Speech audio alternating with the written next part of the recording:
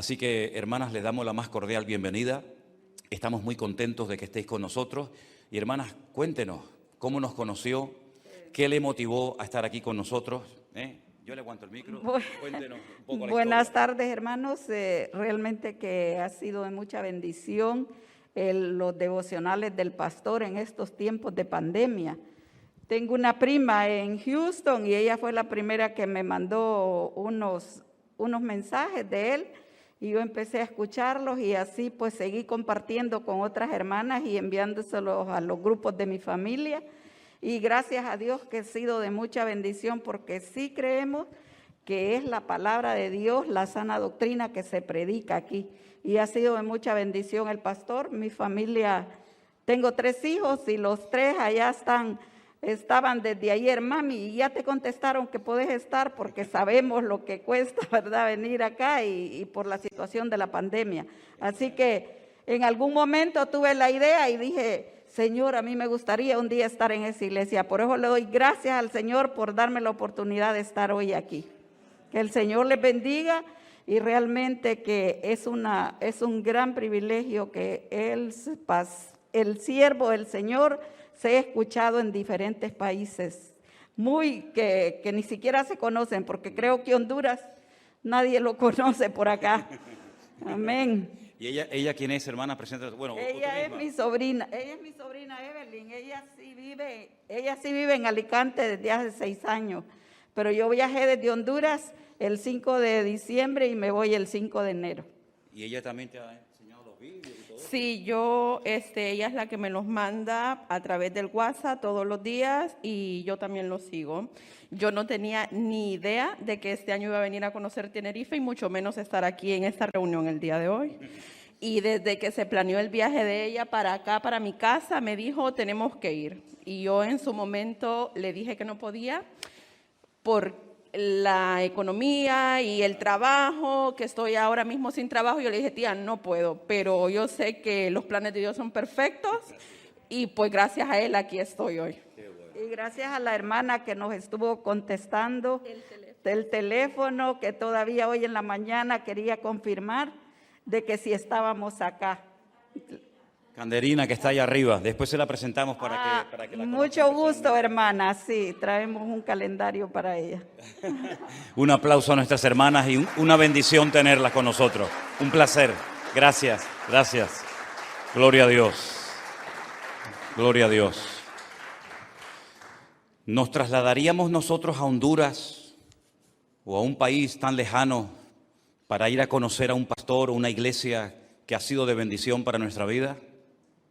Pues no son los primeros hermanos que aparecen por aquí, Y la verdad es que muchas veces he pensado que vivimos en una isla muy lejos del continente, muy lejos de España. Si hubiéramos tenido esta congregación, por ejemplo, en la península, ¿cuánta gente habría venido de todas partes del mundo que nos escriben cada día diciéndonos que les haría una ilusión tremenda conocer a los hermanos de esta iglesia? Aunque lógicamente por los motivos que todos sabemos no pueden estar todos, pero la verdad es que estamos tan sorprendidos. Yo les digo sinceramente, hermanos, tanto Elena como yo, como todos prácticamente, estamos cada día llevándonos inmensas y preciosas sorpresas, como por ejemplo esta de esta tarde que no esperábamos. No somos conscientes, yo creo que todavía nosotros no somos conscientes de lo que significa predicar la palabra de Dios, sea quien sea, y al otro lado del mundo que te estén viendo o te vayan a ver miles y miles de personas. Todavía eso no nos cabe en la cabeza. Sé que ya ha pasado algún tiempo, después del tiempo del confinamiento, que fue el año pasado, pero la única palabra que podemos pronunciar es gracias, Señor. Gracias porque tú has sido fiel. Tú has sido bueno, como hemos cantado esta preciosa alabanza que hacía años que no la oía. Y la verdad es que en nuestros corazones hay gratitud constante y permanente hacia nuestro Dios. Porque lo que está haciendo el Señor, no lo que hizo, lo que sigue haciendo el Señor y lo que continuará haciendo el Señor, nos tiene realmente sorprendidos y nos tiene realmente agradecidos porque vemos que Él obra en lugares, en vidas y en corazones que tal vez nunca conoceremos, Pero eso da igual, porque lo importante no es que nos conozcan a nosotros, lo importante es que le conozcan a Él, porque Él es el Rey de Reyes y el Señor de los Señores, y le damos un fuerte aplauso a nuestro Dios. A Él la gloria, a ti la gloria, Señor. Aleluya. Gracias, Dios mío. Aleluya. Vamos a hacer una breve oración, un momentito, hermanos, para que el Señor nos abra el entendimiento y podamos disfrutar de esta palabra, que yo creo que es bueno que la escuchemos en el día de hoy, porque estamos en una época del año, estamos en unos días en los que de una forma especial estamos recordando acontecimientos que cambiaron el rumbo de la historia. Y me gustaría que en esta tarde disfrutáramos de esta palabra que vamos a escuchar a continuación. Te damos muchísimas gracias, oh Dios bueno, por el privilegio que nos has dado de poder llegar hasta aquí.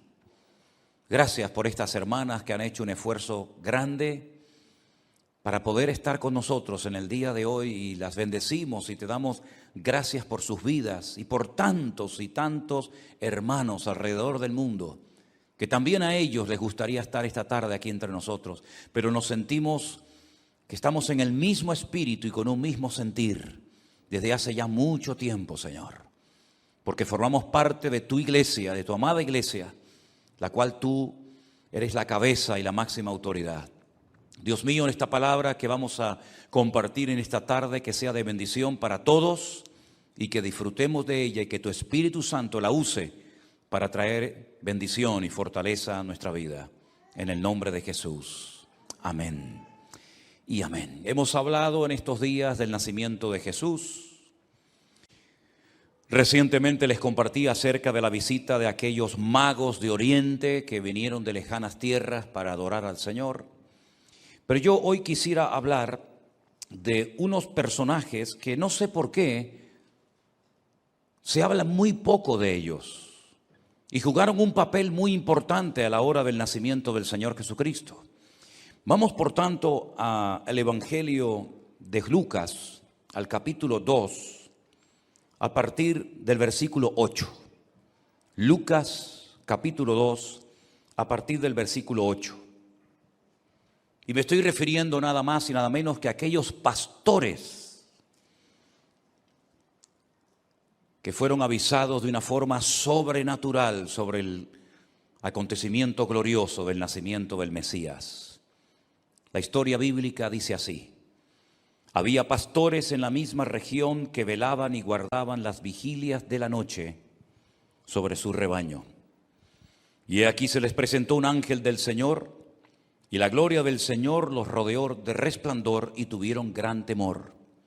Pero el ángel les dijo: no temáis, porque aquí os doy nuevas de gran gozo que será para todos en el pueblo, que os ha nacido hoy en la ciudad de David un Salvador, que es Cristo el Señor. Esto os servirá de señal: hallaréis al niño envuelto en pañales, acostado en un pesebre. Y repentinamente apareció con el ángel una multitud de las huestes celestiales que alababan a Dios y decían, y el texto original dice así, la forma como se debería de leer: gloria a Dios en las alturas y en la tierra. Así es como se leería en el texto original. Y buena voluntad para con los hombres. Sucedió que cuando los ángeles se fueron de ellos al cielo, los pastores se dijeron unos a otros: pasemos pues hasta Belén y veamos esto que ha sucedido y que el Señor nos ha manifestado. Vinieron pues apresuradamente y hallaron a María y a José y al niño acostado en el pesebre. Y al verlo dieron a conocer lo que se les había dicho acerca del niño, y todos los que oyeron se maravillaron de lo que los pastores decían. Pero María guardaba todas estas cosas en su corazón, meditándolas. Y volvieron los pastores glorificando y alabando a Dios por todas las cosas que habían oído y visto, como se les había dicho. ¿Cuántos dicen amén? Gloria a Dios. Hay tantos detalles en torno al nacimiento del Señor Jesucristo que estamos intentando en estos días especialmente No es que no lo podamos hacer en otro momento del año, pero especialmente en estos días estamos meditando, estamos compartiendo, estamos reflexionando sobre estos acontecimientos preciosos de la historia. El nacimiento del Señor Jesucristo fue un nacimiento especial, porque Él era una persona especial y vino a hacer algo especial. Pero para que se comenzaran a cumplir las profecías por orden, una detrás de otra, se tenía que dar algo que humanamente hablando hubiera sido imposible que se diera. Y es que sus padres, José y María, no vivían en la ciudad donde decía el profeta Miqueas que tenía que nacer el Mesías, sino que vivían hacia el norte. Y quiero ponerles ahí un mapa para que más o menos ustedes se hagan una idea, no sé si se puede ver bien. Ellos vivían en el norte del país, en una localidad, en una población llamada Nazaret. Y Belén queda al lado opuesto, al sur, más abajo de Jerusalén, aproximadamente como a 6, 7, 8 kilómetros al sur de Jerusalén, en una elevación de unos 800 metros aproximadamente. Ellos tuvieron que hacer un largo recorrido de norte a sur para que pudieran llegar al sitio exacto donde tenía que nacer el Mesías. Porque la palabra de Dios dice que tenía que nacer en Belén de Judea. Ahora, si ustedes leen el capítulo 2, el versículo 1, y vamos a ponerlo en la pantalla para que lo puedan ver, dice que aconteció que en aquellos días, justo en aquellos días, antes del alumbramiento, se promulgó un edicto de parte de Augusto César, que todo el mundo fuese empadronado. Ahora, ¿cuántas veces a lo largo de la historia Dios ha utilizado a inconversos, a líderes con una autoridad tremenda, políticos, para que ciertas y determinadas profecías se cumplieran? Muchísimas veces. Miren, por ejemplo, a Faraón, tanto aquel que les dio la bienvenida a la familia de José, como aquel que los convirtió en esclavos. Los dos fueron usados por el Señor y tal vez ellos ni fueron conscientes de que eran instrumentos en las manos del Señor en aquel tiempo. Miren, por ejemplo, el caso del rey Nabucodonosor, cómo fue el instrumento que el Señor utilizó para atacar la ciudad de Jerusalén y llevarse cautivos a centenares y a miles de judíos y durante 70 años permanecer en el destierro. Y como el Señor volvió a utilizar tiempo más tarde a otro rey que aún no había nacido y ya con casi 800 años de antelación, un profeta había profetizado de que un hombre llamado Ciro le daría el permiso a los judíos que se encontraban en Babilonia para que retornaran otra vez a Jerusalén a restaurar la ciudad, la muralla, el templo, etcétera, etcétera. Sí, hay cantidad de políticos, de hombres con poder y autoridad que a lo largo de la historia fueron muy usados por Dios para que algunas y determinadas profecías se cumplieran.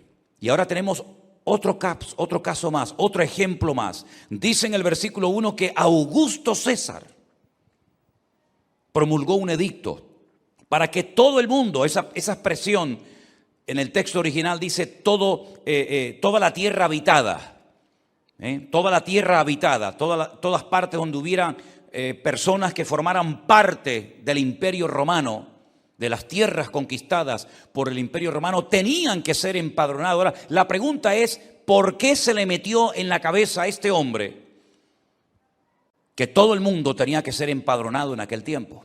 Dicho sea de paso, Augusto no es el nombre de este hombre. Augusto no es un nombre, Augusto es un título. La palabra Augusto significa lo siguiente. Según el diccionario, Augusto dice que produce o merece respeto y admiración por su excelencia o solemnidad. Cuando a él lo iban a nombrar César de Roma, le propusieron varios títulos y ninguno le hizo gracia, ninguno le agradó.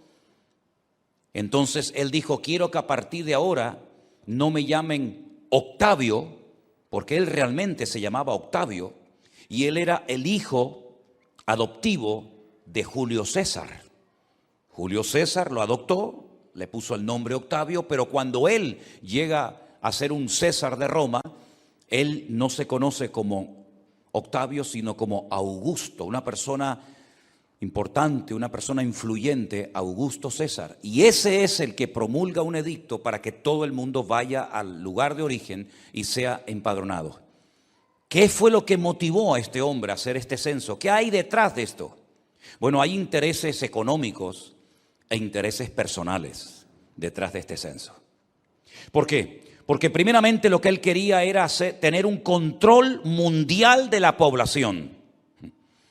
Parece ser que este espíritu de querer controlar no es nada nuevo, sino que ya viene desde los albores de la humanidad. Con este censo, él sabría cuántos habitantes tendrían que pagar impuestos. Tendría un control de toda la población mundial, por lo menos del Imperio Romano, y exigirles impuestos. Porque él necesitaba grandes cantidades de dinero para poder mantener sus fronteras seguras con el ejército, con las legiones, con los soldados romanos. Y aparte, con esos impuestos que impondría a las personas que fueran censadas, podría seguir llevando esa vida de despilfarro y de lujo y de excesos y abusos, pues como le gustaba tanto a él como a todos los césares de Roma. Así que detrás de este censo hay, sin lugar a dudas, beneficios económicos para Roma y un bienestar personal para esta persona. Pero esas ambiciones, esas necesidades nacionales o políticas, el Señor las utilizó para que José y María emprendieran un largo viaje desde Nazaret, el norte, hasta el sur, Belén, provincia o región de Judea. ¿Casualidad? No existen casualidades en Dios. Todo está controlado por la mano de nuestro Dios. ¿Cuántos dicen amén? Él fue un instrumento más que el Señor utilizó para que José y María, cuando llegaran a Belén de Judea, allí le vinieran los dolores del parto y allí naciera el Mesías, como estaba escrito en la palabra del Señor hacía mucho tiempo. Ahora bien, los primeros que se enteraron del nacimiento de Cristo y que fueron y lo vieron personalmente, fueron estos pastores. Por eso muchos opinan que el Señor Jesucristo no pudo nacer en diciembre, que es pleno invierno. Y por si no lo saben ustedes, en Israel en pleno invierno hace muchísimo frío.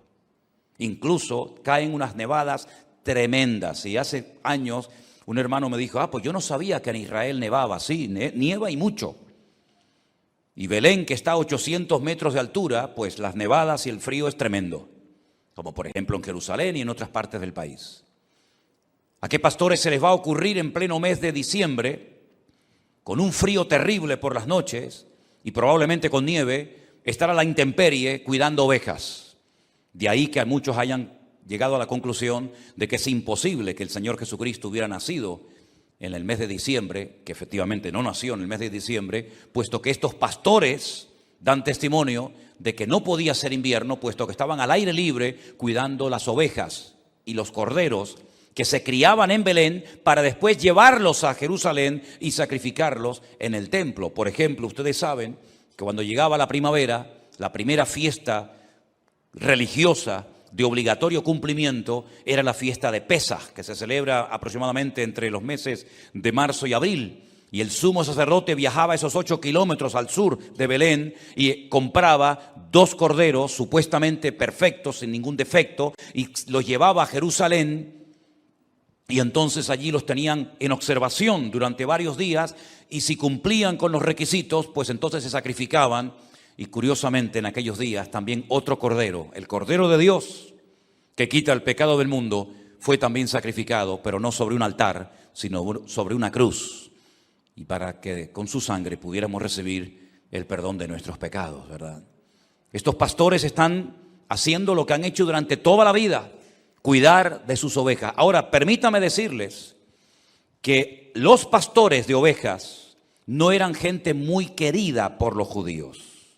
Y son judíos estos pastores, pero eran personas despreciadas, sobre todo por la casta sacerdotal, como siempre, ¿no? Sobre todo por los religiosos. Y la pregunta es, ¿por qué? Porque ustedes saben perfectamente, si habéis criado o sabéis algo de criar animales, que cuando una persona cría animales, no hay descanso, no hay vacaciones. Siempre tienen que comer los animales, las vacas tienen que ser ordeñadas, siempre hay que cuidarlas. Y los pastores, por amor a sus rebaños, quebrantaban el sagrado día del Shabbat o el día de reposo. Y eso para los judíos era imperdonable. ¿Se acuerdan cuando aquel llevó una carga y le preguntan los judíos, ¿cómo te atreves a llevar una carga en día de reposo? Y él dijo, aquel que me sanó me dijo, toma tu lecho y anda. Y era día de reposo. Y por eso querían matar al Señor Jesucristo. Por eso los pastores no eran muy queridos, sobre todo por los religiosos, porque como sabían que en Shabbat trabajaban y tenían que llevar a sus ovejas o a sus cabras a pastar y a cuidarlas, pues eran despreciados por los sacerdotes y por el resto del pueblo. Y no solamente eso, sino que les prohibían dar testimonio de cualquier acontecimiento.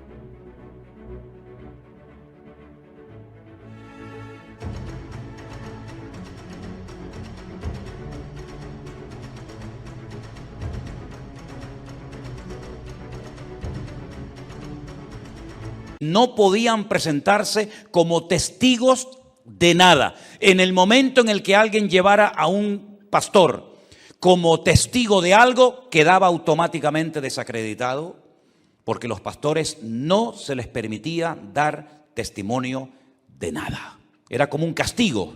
Quebrantan el Shabbat, pues ustedes no sirven como testigos de nada. Y mira tú por dónde, el Señor Jesucristo, rompiendo la norma y las costumbres de los hombres, rompiendo el patrón de que estos no sirven para nada, los elige y se les revela la gloria del Señor de una forma tan espectacular que van a ser los primeros testigos oculares del nacimiento del Mesías en Belén de Judea. ¿Qué les parece? Y aquí se cumple lo que dice 1 Corintios capítulo 1, verso 28. Se cumple a la perfección que Dios toma lo vil y lo menospreciado, lo vil del mundo y lo menospreciado es lo que Dios escoge, y lo que no es, para deshacer o avergonzar a los que se creen algo. ¿Quién iba a creer en el testimonio de unos pastores que eran rechazados, que eran menospreciados y que no servían como testigos de nada? ¿Quién iba a creer en el testimonio de estas personas? ¿Saben lo que está haciendo Dios con esta manifestación de gloria? Con estas huestes celestiales que comienzan a cantar y a gritar en las alturas, diciendo gloria a Dios en las alturas y en la tierra paz y buena voluntad para con los hombres. ¿Saben lo que Dios está haciendo? Diciéndoles lo que el mundo ha hecho con ustedes, que no les aman, que los desprecian y que los rechazan. Ustedes han sido escogidos por Dios para que sean los primeros en ver la gloria y el cumplimiento de las palabras proféticas que han sido escritas acerca de mi Hijo. ¿Cuántos dicen amén? Sí, esto es algo tremendo. A veces leemos las cosas de la Biblia y no les damos la importancia que la Biblia le da. Pero fijaros, en el nacimiento de Cristo estuvieron los intelectuales de la época. Sí, los intelectuales de la época, los astrónomos, los intérpretes de sueños, los magos. Estuvieron la gente humilde, los que nadie quería, con los que nadie iba a tener ningún contacto ni relación. Por ejemplo, los pastores. También de alguna manera los religiosos intervinieron, porque cuando Herodes los mandó a llamar y dijo: decidme dónde dicen las Sagradas Escrituras que tiene que nacer el Mesías, ellos tuvieron que ir a los textos de la Biblia, tuvieron que ir a los pergaminos y descubrieron que en Miqueas capítulo 5, allí se encontraba el lugar exacto donde el Mesías tenía que nacer. Y en cierto sentido también los romanos, los inconversos, los paganos, también intervinieron, puesto que si no hubiera sido por el edicto de Augusto César, José y María nunca hubieran ido desde Nazaret hasta Galilea. Así que tenemos los romanos, los judíos, los intelectuales, los humildes, todo el mundo girando en torno al acontecimiento más glorioso de la historia, que fue la irrupción de Dios humanado, encarnado en la persona de su Hijo, naciendo en Belén de Judea. Y no entiendo cómo hay algunos cristianos que parece que se avergüenzan de decir Feliz Navidad. Yo no me avergüenzo de celebrar en estos días, aunque sé que no nació en estos días, aunque sé que mi Señor no nació en diciembre, porque hay tanta tontería en algunos creyentes que hasta te insultan cuando te escriben mensajes y correos y WhatsApp diciéndome: ¿cómo es posible, Pastor Manolo Sierra, que usted hable de la Navidad? Si quieren la celebramos en agosto, o en febrero, o en abril, pero tengo la sensación de que a los religiosos y a los que no entienden el espíritu con el que hacemos las cosas, aunque celebráramos la Navidad en pleno verano, también se sentirían mal. Porque al inmundo todo le es inmundo y al limpio todo le es limpio, dice la Biblia. Así que yo no tengo que pedir disculpas a nadie por recordar en estos días que mi Señor nació. El lugar, lógicamente, es importante, pero la fecha es totalmente irrelevante. Me da igual. ¿O no? Me da igual si nació el 24 de enero, el 4 de abril, el 8 de marzo, me da exactamente igual. El hecho es que Él nació y se cumplieron las Sagradas Escrituras. Y en algún momento del año, no es ningún pecado celebrar que mi Señor nació hace 2000 años. No es una fiesta establecida ni siquiera por el Señor, no es una fiesta de obligatorio cumplimiento, pero me da igual. Tampoco Purín para los religiosos. Tampoco Purín fue una fiesta ordenada por el Señor, la ordenó una mujer que dijo: Dios ha hecho algo tremendo entre nuestro pueblo, Dios nos ha salvado de un exterminio, y para que no olvidemos nunca que el Señor nos salvó de la muerte a todos, vamos a celebrar cada año una fiesta que se llama la fiesta de las suertes, porque eso es lo que significa en hebreo la palabra Purín, por si no lo saben. Vamos a celebrar la suerte que tuvimos de que no nos mataran. Tampoco la fiesta de Hanukkah, la fiesta de las luces, cuando se pone el candelabro de 9 brazos, no el de 7 sino el de 9, tampoco es una ley establecida por Dios que hay que celebrarla. Pero ¿y qué problema hay en celebrarla? ¿Y qué problema hay que ahora en diciembre o en abril o en mayo o en enero le digamos al mundo que nosotros creemos que Cristo vino a este mundo y nació? Y que nació con un propósito, como les decía ayer en el mensaje. Y ese propósito era ir a la cruz a morir por nuestros pecados y derramar su sangre y resucitar al tercer día, demostrando que Él no era un impostor, sino demostrando que Él es el Rey.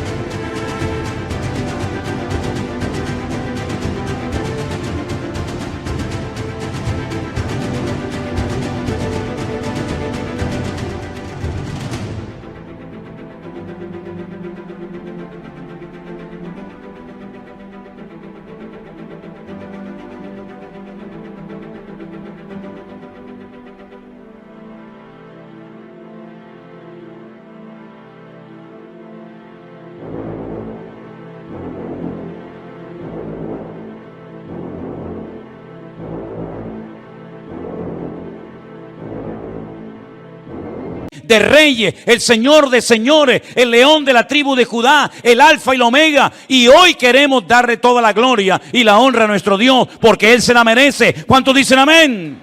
Gloria a Dios. Y si me quieren criticar ahora, mientras estoy predicando, porque hay gente aburrida que no tiene otra cosa que hacer que mientras un predicador, en este caso yo, estoy predicando, en vez de estar atentos a lo que estoy enseñando para que aprendáis, estáis ahí con las teclas del teclado cuestionando hasta la última coma y la última tilde que acabo de mencionar. Mis queridos hermanos, nosotros estamos orgullosos de poder recordar que nuestro Señor Jesucristo vino a este mundo. Y me da mucho dolor que en estos días las ciudades pues se pongan con una serie de luces y unas luminarias diferentes y la gente haga fiestas y celebraciones y la gente tire la casa por la ventana, pero en el fondo millones de personas no saben cuál es el motivo. ¿Qué estamos celebrando? Porque cuando llega carnavales, aquí la gente en Tenerife sobre todo y en otras partes del mundo dice, no, es que los carnavales hay que celebrarlo. ¿Por qué? Porque son los carnavales. El culto de carne al dios Baal, agárrate. Eso hay que celebrarlo, el culto de carne al dios Baal, eso sí que hay que celebrarlo. Y la Semana Santa, claro, hay que sacar los muñecos a la calle para que cojan aire. Llevan un año sin salir. Como tienen ojos y no ven, boca y no hablan, oídos y no oyen, pies y no caminan, hay que sacarlos a los pobres para que cojan aire, ¿verdad? Y cuidado que viene el fuego, que hay que sacarlo para que no nos destruyan. Todo eso sí hay que celebrarlo. Pero que un grupo de cristianos queramos decirle al mundo, mira, Jesús no nació en diciembre, pero Jesús nació. Y vino a este mundo a morir por ti. Y que algunos cristianos te critiquen por eso, que Dios los bendiga, sinceramente. Pero ¿saben qué, mis queridos hermanos? Estos hombres humildes salieron corriendo al pesebre y siempre me he preguntado, un buen pastor jamás abandona sus ovejas. Les voy a contar una anécdota. Vivimos durante un periodo corto de tiempo en el norte de España. Estuvimos pasando unos días en un caserío en el País Vasco, en Tolosa, Guipúzcoa, en lo alto de una montaña, en el monte Izaskun, para más información. Y toda esa zona es zona montañosa donde hay miles de cabezas de ovejas y por supuesto los pastores. En aquellos años teníamos otro pastor alemán, otro perro, no este porque si no este tendría la vida eterna, sino otro. Y yo iba caminando por el monte y de repente al salir de la curva me encuentro a un pastor con sus ropas de pastor, ¿verdad? Con su cayado, con su vara, etcétera. Y entonces me para y me dice, agárrame al perro, ten cuidado con tu perro, porque tengo las ovejas más adelante y cuando lo vean se van a asustar. Aún no se veían las ovejas, aún no había llegado a donde estaba el rebaño, pero ya el pastor, vigilando, me dijo, agarra al perro, que las ovejas se van a asustar y se van a marchar. ¿Qué te parece? Tenía una visión de algo que podía ocurrir, porque para eso es un buen pastor. Queridos hermanos, el Señor a todos y a cada uno de nosotros nos cuida con un cuidado personal e individualizado. Él sabe tus temores, tus necesidades. Él sabe cómo estás en este momento. Físicamente, espiritualmente y también de aquí. No hay ni un solo detalle que el Señor ignore de nuestra vida. Todo lo sabe y lo conoce perfectamente porque Él es nuestro pastor y nada nos faltará. Él nos cuida, Él nos provee, Él nos ayuda, Él nos defiende, incluso de cosas en el mundo espiritual que suceden y que nosotros, tal vez por nuestra torpeza o ignorancia espiritual, ignoramos, pero que Él nos protege de noche y de día. Y mientras dormimos, el ángel del Señor está acampando alrededor de nosotros para defendernos.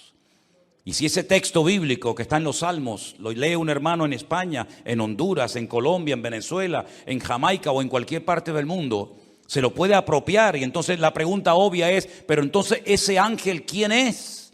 Porque si está cuidando al hermano que está durmiendo en Australia y al mismo tiempo al hermano que está de viaje en no sé qué país, entonces ese ángel está en todas partes, es omnipresente. Claro, porque ese ángel no es un ángel de carne y hueso. Ese ángel es el ángel del Señor, es el enviado del Padre, es nuestro Señor Jesucristo, el que dijo, yo estaré contigo todos los días hasta el fin del mundo. Y por eso cuida a su iglesia y la ha cuidado durante 2000 años, aunque han intentado silenciarnos. Aunque han intentado arrasarnos de la faz de la tierra, el Señor dice que amó a la iglesia, se entregó por su iglesia, la sustenta y la cuida, y además dice, y las puertas del Hades no prevalecerán contra ella. Y por eso tú y yo estamos en pie aquí, todavía a estas alturas de la vida. ¿Por qué? Porque hay un propósito, porque Dios nos ama, porque Dios quiere usar nuestra vida. Y yo pediría a todos ustedes que hiciéramos un esfuerzo en el nombre del Señor para poder terminar este año en una contundente y rotunda victoria, más victoria incluso que el año pasado.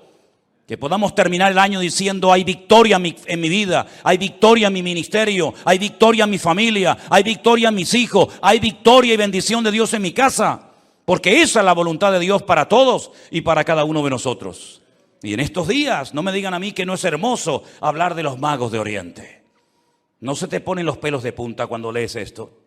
Un niño envuelto en pañales, que van y se postran delante de él y dicen: hemos venido aquí porque hemos visto algo.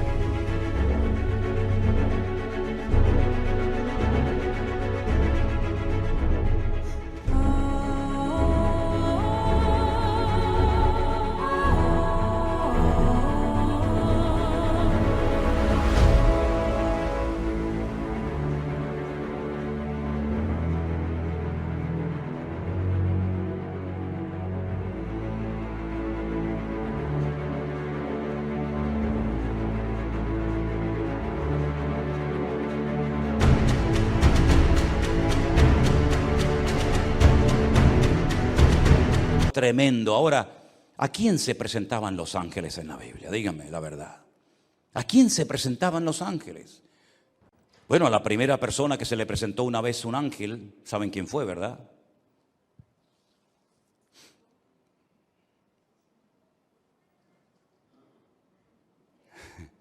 A la primera persona que se le presentó un ángel y le dijo algo fue a una mujer que huía y estaba desesperada en el desierto. Y era Agar. Y le habló un mensaje tremendo. Esa fue la primera persona que se le presentó un ángel. Se le presentaron ángeles a Jacob. Se le presentaron ángeles a Abraham.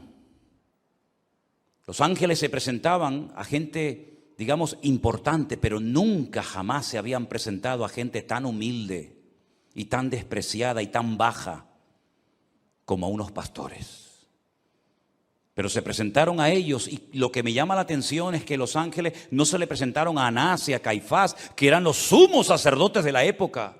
Y es que vuelvo a lo de antes: Dios toma lo vil y lo menospreciado del mundo para avergonzar a los sabios o a los que se creen sabios y grandes en este mundo. Y ellos fueron allí y vieron con sus propios ojos al Señor Jesucristo, al Mesías. Probablemente cuando el Señor Jesucristo se manifestó públicamente en su ministerio, que ya habían pasado 30 años, seguramente estos pastores ya habrían muerto. Probablemente no lo conocieron nunca predicando, sanando a los enfermos, echando fuera demonios, resucitando muertos. Seguramente ninguno de estos pastores estuvo en el monte allí en Galilea, escuchando las bienaventuranzas o oyendo la oración del Padre Nuestro, ni en la casa de Jairo, ni en la expulsión de los cambistas del templo. Pero ellos sabían perfectamente que ese niño era un niño diferente, era un niño especial.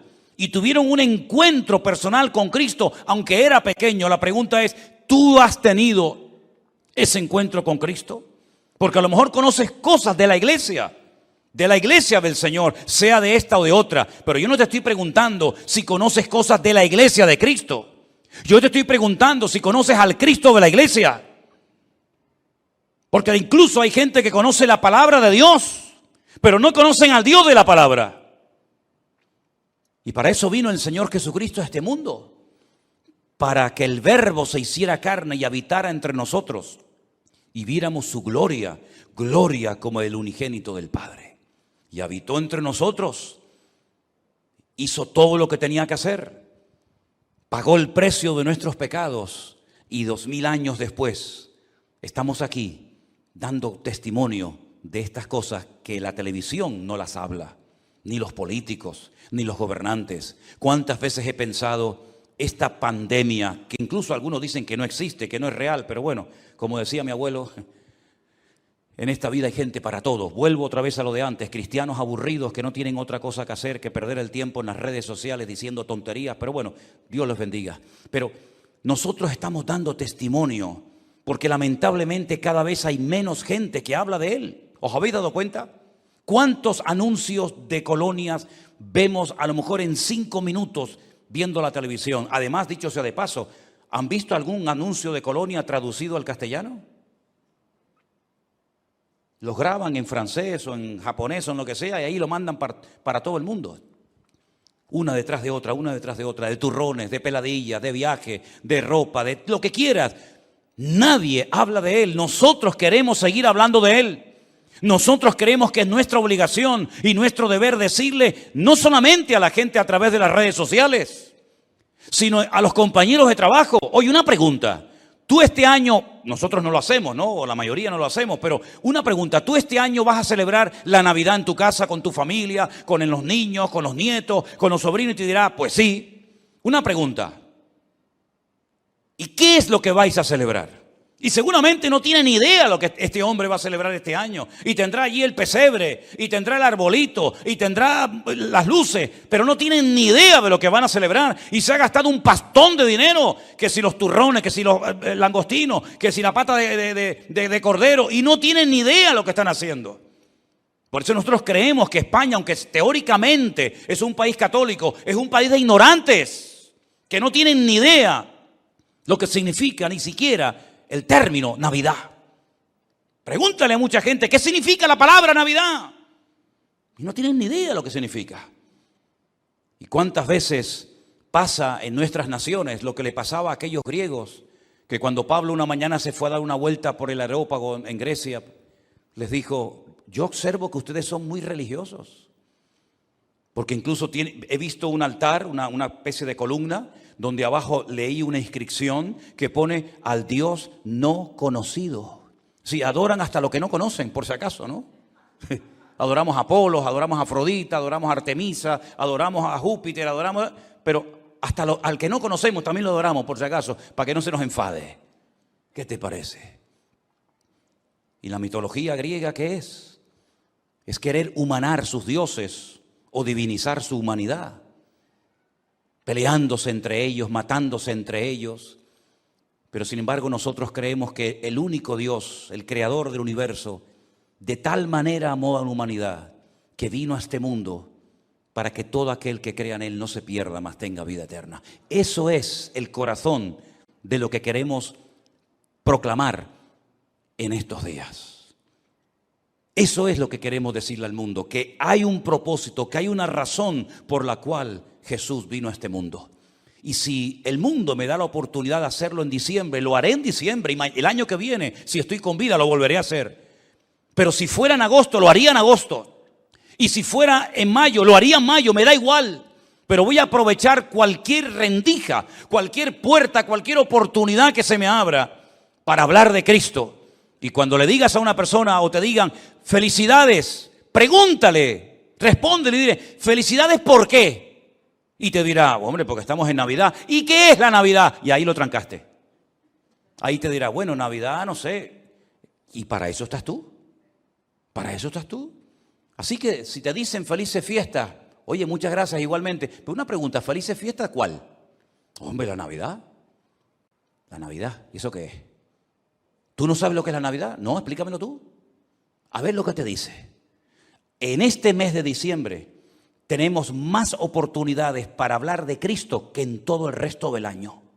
Todavía en España, todavía en nuestras culturas, en este mes de diciembre hay unas oportunidades que no vamos a tener en enero, ni en febrero, ni en agosto, ni en junio. Pero en este mes vamos a tener la oportunidad de explicarle a millones de personas, a miles de personas, a cientos de personas, lo que significa la fiesta que están celebrando y que les va a llevar en algunos casos a endeudarse hasta el cuello. Y después viene la famosa cuesta de enero, de la cual hablaremos en enero, para enseñarles a ustedes cómo se sube la cuesta de enero y cómo podemos afrontar el resto del año. Amén, hermanos.